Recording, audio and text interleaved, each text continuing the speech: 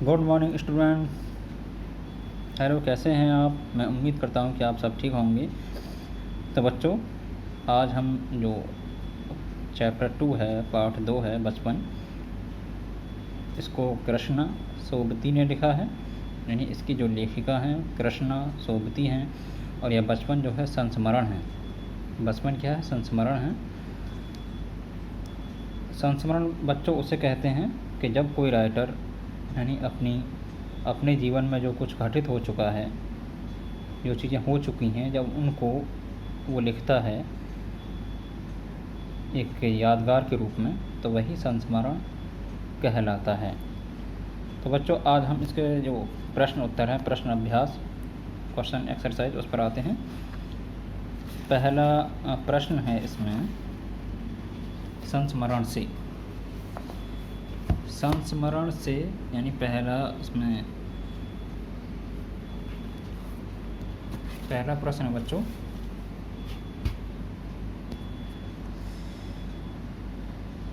कि लेखिका बचपन में इतवार की सुबह क्या क्या काम करती थीं।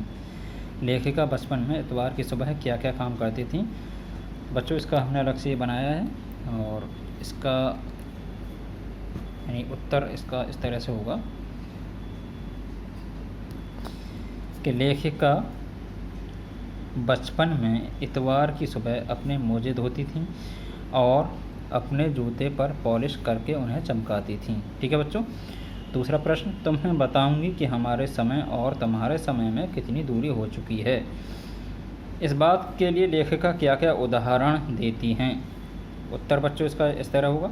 लेखिका अनेक उदाहरण देती थीं, जैसे उस समय में कुछ घरों में ग्रामोफोन थे, रेडियो और टेलीविज़न न थे, जबकि आज ये चीज़ें हर घर में मौजूद हैं।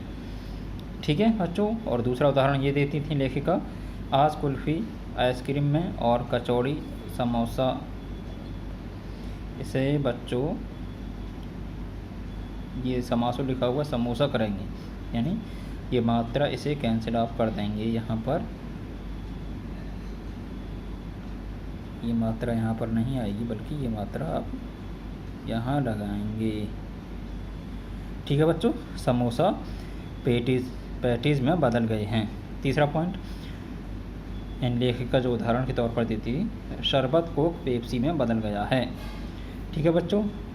प्रश्न 3 है इसमें कि पाठ से पता करके लिखो कि लेखिका को चश्मा क्यों लगाना पड़ा।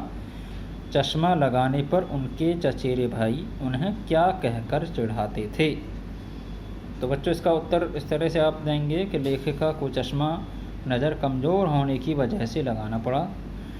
उनके चचेरे भाई उन्हें लंगूर की सूरत कहकर चिढ़ाते थे। यानी जब वो चश्मा लगा लेती थी तो उन्हें कहते थे लंगूर की सूरत ऐसे लग रही हो, तुम्हारी सूरत ऐसे लग रही है, तुम्हारा चेहरा ऐसा लग रहा है जैसे लंगूर का चेहरा हो या लंगूर की सूरत हो।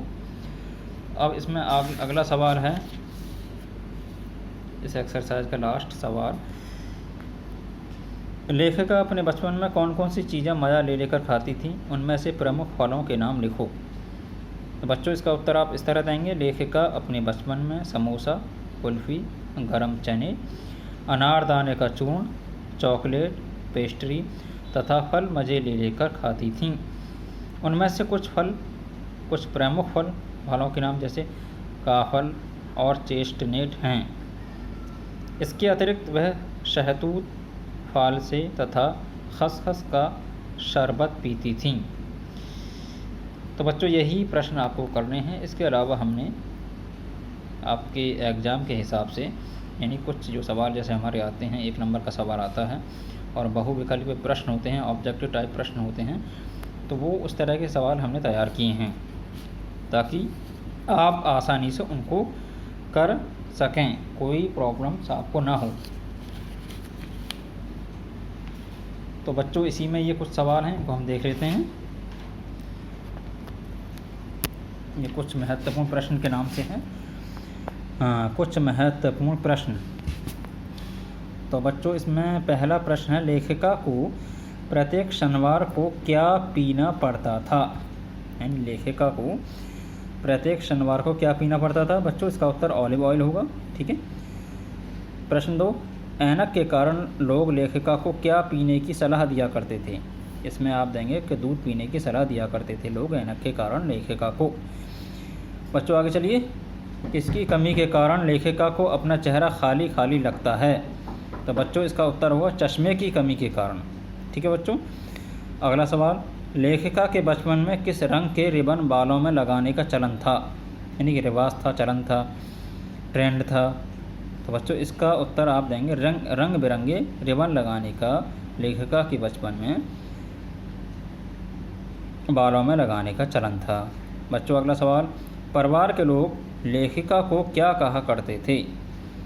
तो बच्चों परिवार के जो लोग थे, उनके फैमिली मेम्बर्स थे, वो लेखिका को जीजी कहा करते थे। ठीक है बच्चों। लास्ट सवाल, लेखिका को किस शहर के काफल बहुत याद आते हैं। तो बच्चों इसका उत्तर है कि लेखिका को शिमला के, यानी शिमला के काफल लेखिका को बहुत याद आते हैं। तो बच्चों ये प्रश्न हमने अलग से तैयार किए हैं, बहुत ही इम्पोर्टेंट सवाल हैं ये। आपका जो आजकल पेपर हो रहे हैं ऑनलाइन, तो उसके हिसाब से ये प्रश्न बहुत ही इम्पोर्टेंट हैं। तो ठीक है बच्चों, नेक्स्ट वीडियो में हम मिलते हैं, और आज के लिए इतना ही। थैंक यू, धन्यवाद।